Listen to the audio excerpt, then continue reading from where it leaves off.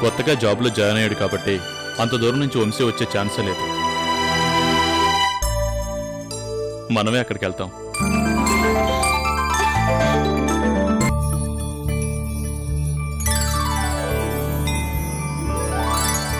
ఓంకారం నీవే, శ్రీకారం నీవే, అనగనగా కథకు ఆధారం నీవే.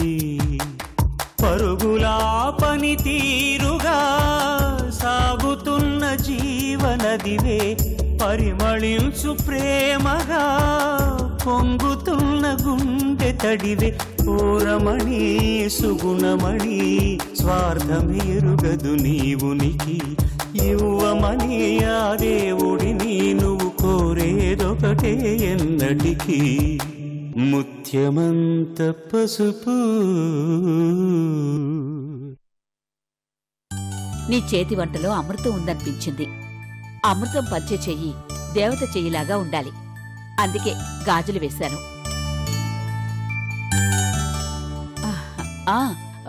నేను మందులు వేసుకోవాలి, నువ్వెళ్ళి భోంచేయి.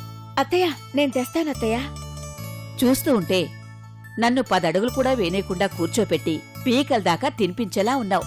ముందెళ్ళి నువ్వు భోంచే. పద కళ్యాణి, నేను వడ్డిస్తాను. నీకెందుకు శ్రమ, నేను వడ్డించుకుంటాను, నువ్వెళ్ళు.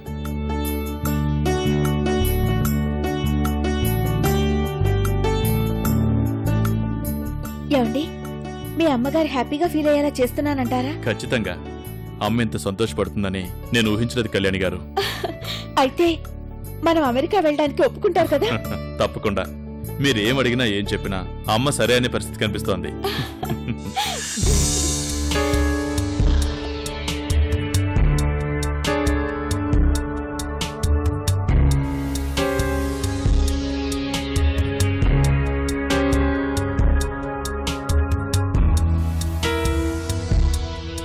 సైలెంట్ గా ఉండే కళ్యాణి హ్యాపీగా కనిపిస్తోంది.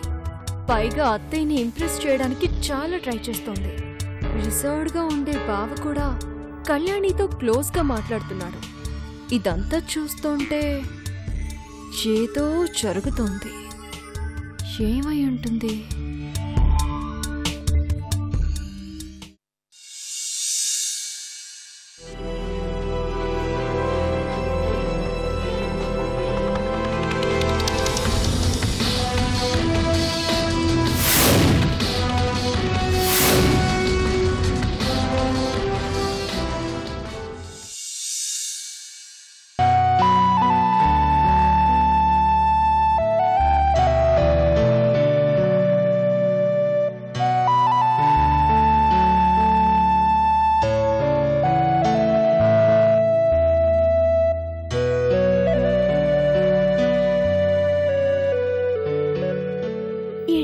వంశీ ఏం చేస్తుంటాడు?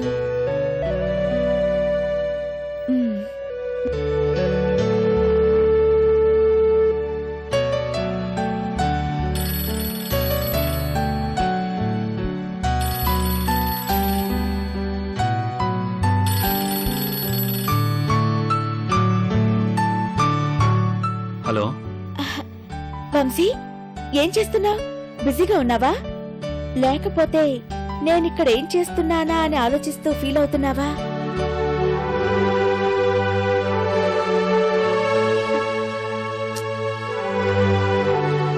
ఈ గేమ్స్ ఆడినా బోర్ కొడుతుంది. ఆకాష్ ఏం చేస్తున్నాడో చూద్దాం.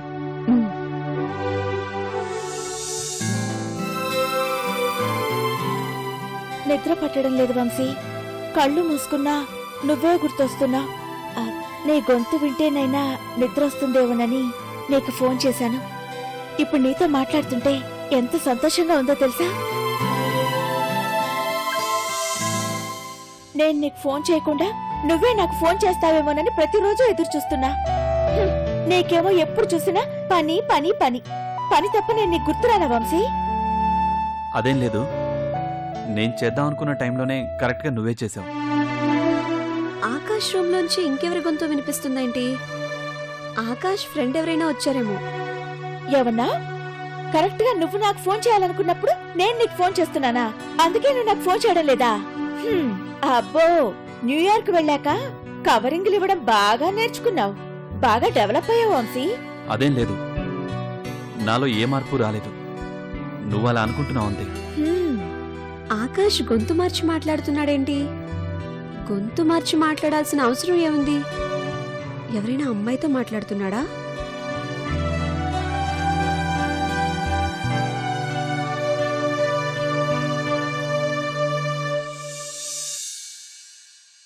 వంశీ, నేను ఇక్కడ లొడా లొడా వాగుతుంటే నువ్వు అక్కడ కామ్గా కూర్చున్నావేంటి? నువ్వు అలా కామ్గా వింటూ కూర్చోడానికి నేనేం చందమామ కథలు చెప్పడం లేదు. ఈరోజు నువ్వు చాలా సంతోషంగా ఉన్నట్టున్నావు. నువ్వు మాట్లాడుతుంటే టైమే తెలియట్లేదు. టైం తెలియకుండా మాట్లాడుతున్నాడంటే డెఫినెట్ గా ఎవరో అమ్మాయితోనే మాట్లాడుతున్నాడు. నీతో మాట్లాడుతుంటే నాకేదో కొత్త ఉత్సాహం వచ్చినట్టుంటుంది.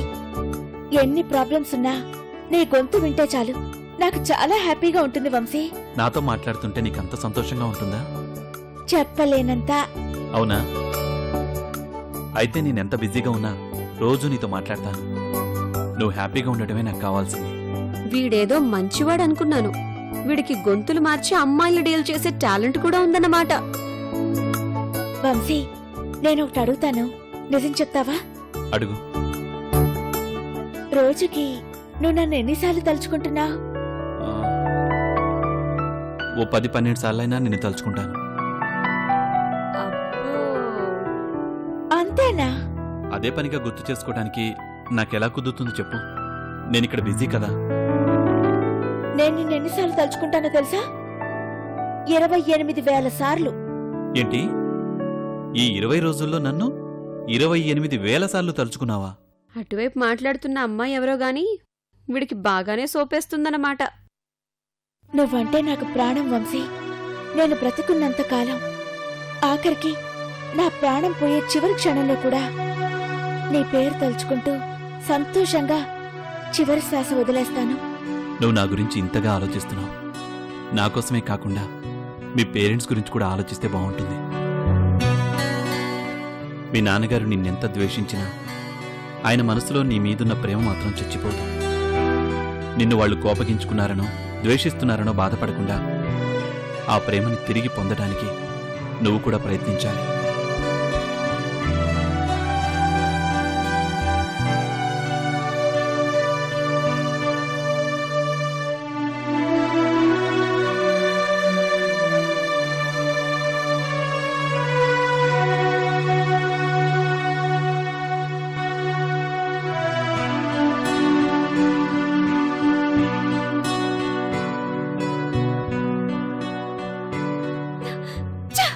ఏం చెప్పాలని నీకు ఫోన్ చేశానో ఆ విషయమే మర్చిపోయి ఇంతసేపు నీతో ఏదేదో మాట్లాడుతున్నాను.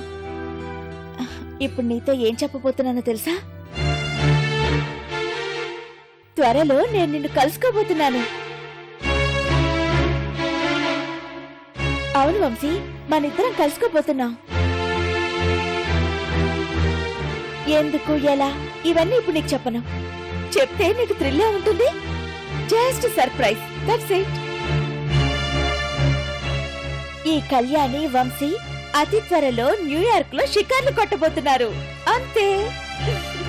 బాయ్ వంశీ. హలో,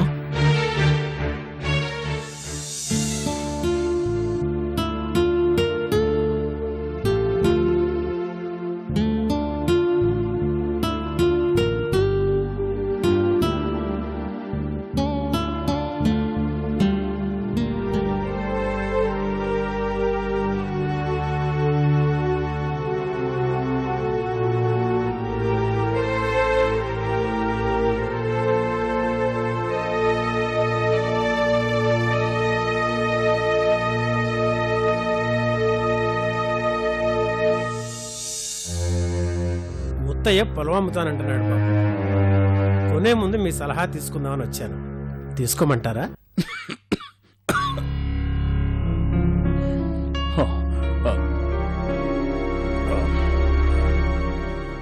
అది వాడికి ప్రభుత్వం ఇచ్చిన భూమి. ప్రభుత్వ భూములు కొంటే తర్వాత చాలా ఇబ్బందులు పడాల్సి వస్తుంది. కొని నష్టపోవడం కన్నా కొనకపోవడమే మంచిదన్న అభిప్రాయం. ఆరోగ్యం బాగోలేదా బాబు? కొంచెం జలుబు చేసింది. అర్ధరాత్రి నుంచి ఈ దగ్గు మొదలైంది. కొంచెం ఇబ్బందిగానే ఉంది.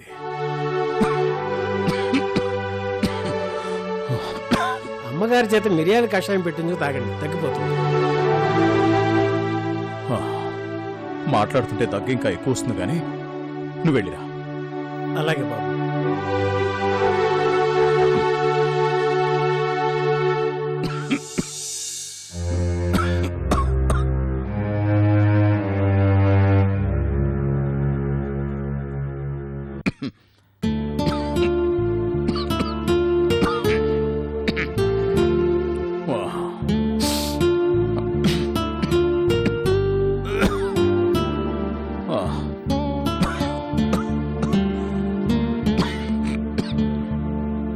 ఏమండి, ఈ మిరియాల కషాయం తాగితే జలుబు దగ్గు తగ్గిపోతాయి. తాగండి. నాతో మాట్లాడకపోయినా పర్వాలేదు, నన్ను ఏ విధంగా శిక్షించినా పర్వాలేదు. ఆరోగ్యం బాగా లేనప్పుడైనా ఇలాంటివి చెయ్యనివ్వండి. వేడిగా ఉన్నప్పుడు తాగితే బాగా పనిచేస్తుంది. తాగండి.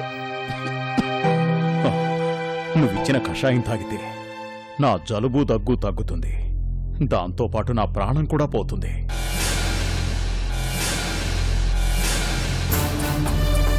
తాగమంటావా?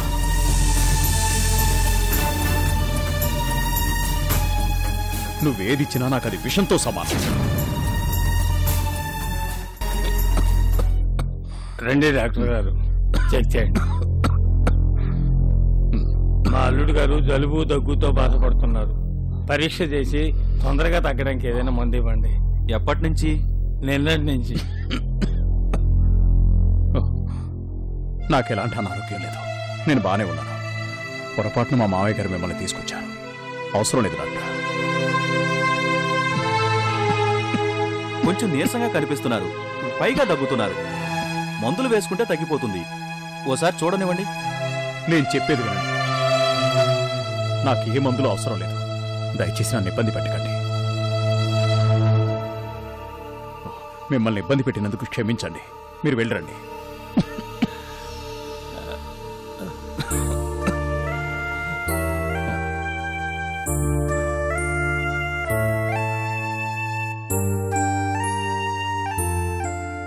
ఈ మొండితనం ఏమిటి అల్లుడు గారు? కోపతాపాలు అందరికీ ఉంటాయి. పట్టు విడుపు లేకుండా ఇలా పంతాలకు పోయి ఎవరూ ఆరోగ్యాన్ని పాడు చేసుకోరు. నా మాట వినండి, మందులు వేసుకోండి. నా మాటని కాదని నన్ను అవమానించినందుకు నా భార్యతో నాకు సంబంధం లేదనుకుంటున్నాను. మీరు కూడా అంతే.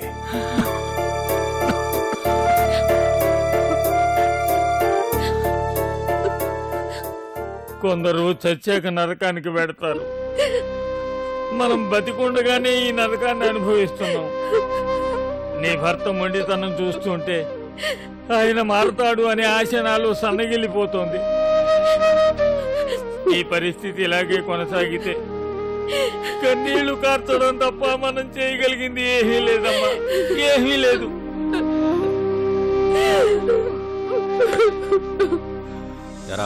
నిన్న సంగతి అన్నకు చెప్పావా? రేయ్ అన్నా, రామ్ సింగ్ దగ్గరికి వెళ్ళావా? వెళ్ళానన్నా. ఏమన్నాడు? ఇవ్వనన్నాడన్నా. ఇవ్వనంటే చేతులు ఊపుకుంటూ వచ్చేసావా? లేదన్నా, వాడి చేతులు నరికేశాను. రేయ్ చేతులు ఒకసారి కాళ్ళు ఒకసారి ఇన్స్టాల్మెంట్స్ అయిందిరా. ఒకేసారి లేపేస్తే ఓ పని అయిపోయేదిగా. లేపేస్తే నీకు ఇవ్వాల్సిన 10 లక్షలు ఎవడిస్తాడన్నా? బాకీ వసూలు చేశాక బాడీ లేకుండా చేసేద్దామని ఆగానన్నా. నీకు బుర్రుందిరా, బాగానే ఉపయోగించా.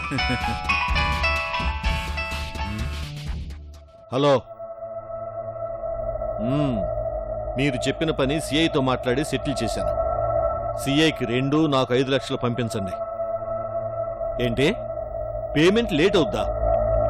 వీలు చూసుకుని కట్టడానికి ఇదేమన్నా బ్యాంకులో తీసుకుని ఇంటిలోనే అనుకున్నారా? అవన్నీ కుదరవు గాని సాయంత్రంలోగా డబ్బు ఇక్కడ ఉండాలా. లేకపోతే రెంట్కి 4, 5కు 10 ఇవ్వాల్సి ఉంటుంది. తర్వాత మీకే ప్రాబ్లం. పని అవటానికి ముందు బ్రతిలాడతారు, పని అయ్యాక బిల్డప్ ఇస్తారు. నమస్తే భగవాన్ గారు. అరే భయ్యా నువ్వా? రా రా రా రా రా రా రా. ఆ. నీకు నేను గుర్తున్నానా? ఊరుకో భయ్యా, ఏమనుకున్నావు నా గురించి? నాలాంటి రౌడీలు చేసిన మర్డర్లు కిడ్నాప్లైనా మర్చిపోతారేమో గాని నీలాంటి వాళ్ళు చేసిన సహాయాన్ని ఎప్పుడూ మర్చిపోరు భయ్యా. మాకు ఉంటుంది భయ్యా. అయ్యో రా కూర్చొని మాట్లాడు. అలాగే రా భయ్యా కూర్చో.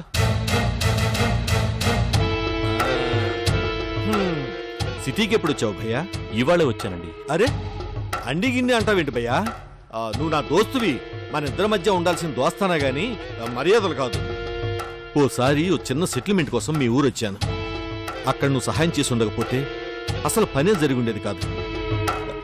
నువ్వు చేసిన సహాయాన్ని మర్చిపోతాననుకున్నావా భయ్యా? నన్ను భగవాన్ అని పేరు పెట్టి పిలిచే హక్కు నీకుంది భయ్యా. థ్యాంక్స్ అన్న. ఇది బాగుంది. చెప్పు భయ్యా, నన్ను గుర్తుపెట్టుకుని చూడటానికి వచ్చినందుకు నాకు చాలా ఆనందంగా ఉంది. నీతో చిన్న పనుండి వచ్చానన్నా. నా హెల్ప్ ఏమన్నా కావాలా? అవునన్నా. ఎంత పెద్ద పనైనా పర్వాలేదు. మ్యాటర్ ఏంటో చెప్పు. నా మేనకోడలు కళ్యాణి అంటే నాకు చాలా ఇష్టం. నువ్వంటే నాకు ఇష్టమని నేను చెప్పేలేపోయి ఒకడు నా మేనకోడల్ని లేపుకుని పోయి పెళ్లి చేసుకున్నాడన్నా. తనకు పెళ్ళైనా తన్ని నేను మర్చిపోలేకపోతున్నాను. ఎట్లా మర్చిపోతావు భయ్యా? మగధీర సినిమా చూసిన తర్వాత హీరోయిన్ కాజల్ని నేను ఇంతవరకు మర్చిపోలేకపోతున్నాను. మనసు పడ్డ మేనగోడల్ని నువ్వెలా మర్చిపోతావులే? నేను అర్థం చేసుకోగలను. మనసు చంపుకోలేక ఒకసారి చేయి పట్టుకుంటే నా మేనకోడలు నన్ను ఘోరంగా అవమానించింది. ఈ లేడీస్తో ఇదే ప్రాబ్లం భయ్యా. మగవాళ్ల మనసులు అర్థం చేసుకోకుండా కర్తవ్యంలో విజయశాంతిలాగా తెగ బిల్డప్ ఇచ్చేస్తుంటారు. నీ బాధని అర్థం చేసుకోగలనులే. దాన్ని పెళ్లి చేసుకున్నవాడు మ్యాటర్ మొత్తం నాకు అర్థమైంది భయ్యా. నువ్వు నీ మేనగోడల్ని ఏం చేసినా వాడు నీకు అడ్డు రాకూడదు, అంతే కదా? అంతేనా? నీ పేరు చెప్తేనే వాడు వణికిపోయేలా చేస్తాను. నువ్వేం టెన్షన్ పడకు, నేను డీల్ చేస్తాను కదా. అన్నా థ్యాంక్స్ అన్నా. థ్యాంక్స్ అన్నా. థ్యాంక్స్ ఎందుకు భయ్యా? నువ్వు నాకు హెల్ప్ చేసావు కాబట్టి నేను నీకు హెల్ప్ చేయటం ధర్మం. నీ పని జరిగేలాగా నేను చేస్తాను. నాకు వదిలేయ్. నమస్తే సార్. మినిస్టర్ గారు గెస్ట్ హౌస్లో ఎప్పుడు ఉంటారు? వచ్చేసారా? పావు గంటలు అక్కడ ఉంటారు. భయ్యా నేను అర్జెంటుగా మినిస్టర్ని కలవటానికి వెళ్తున్నాను. మా వాళ్ళకి ఆ డీటెయిల్స్ అన్ని ఇచ్చేళ్ళు పని జరిగిపోద్ది. రేయ్ అన్నా, భయ్యా పని వెంటనే జరిగిపోవాలి. అలాగే వస్తాను భయ్యా. అలాగే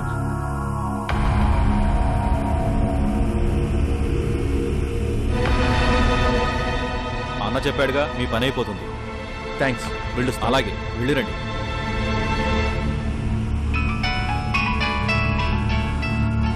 హలో, అన్న లేడు, బయటికి వెళ్ళాడు. అలాగే. అవునండి. లేదండి, ఒక్క నిమిషం. సిగ్నల్ అందట్లేదు. ఉండండి, లైన్లో ఉండండి.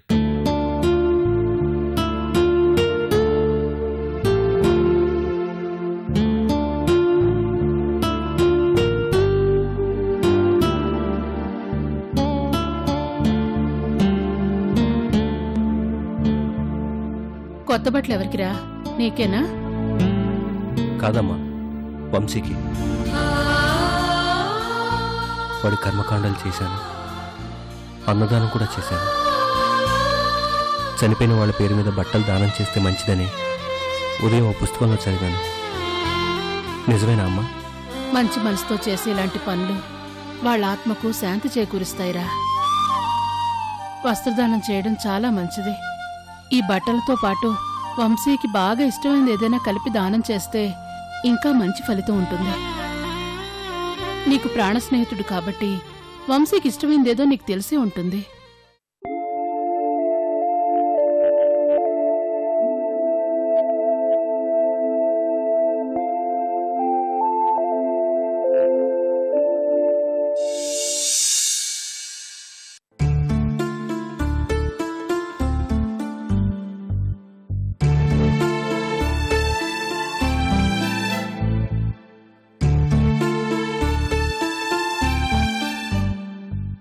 రఘురామ్ ఏం చేస్తున్నాడమ్మా? పడుకున్నాడా?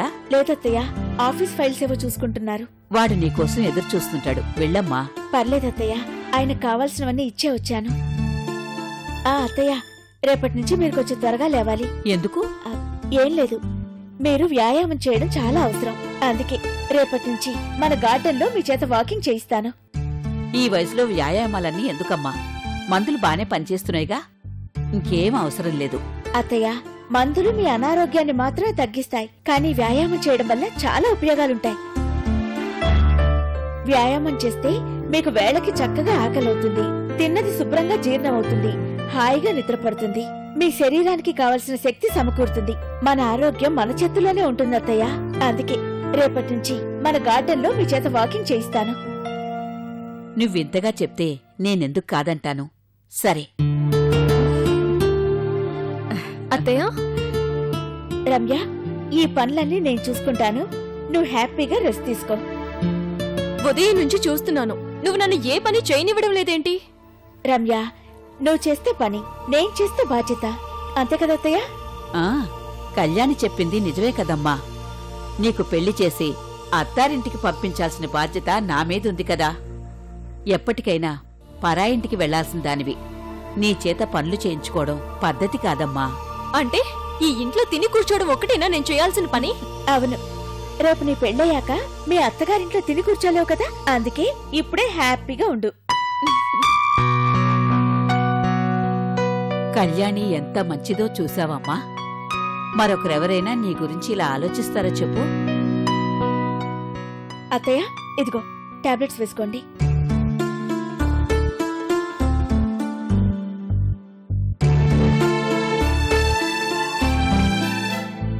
అత్తయ్య, టాబ్లెట్స్ వేసుకోగానే పాలు తాగకూడదు, అందుకే కాసేపు ఆగి తాగుదురు గాని. అప్పుడు దాకా ఈ బుక్ చదువుకోండి. నేను మళ్ళీ వస్తాను అత్తయ్య. అలాగే.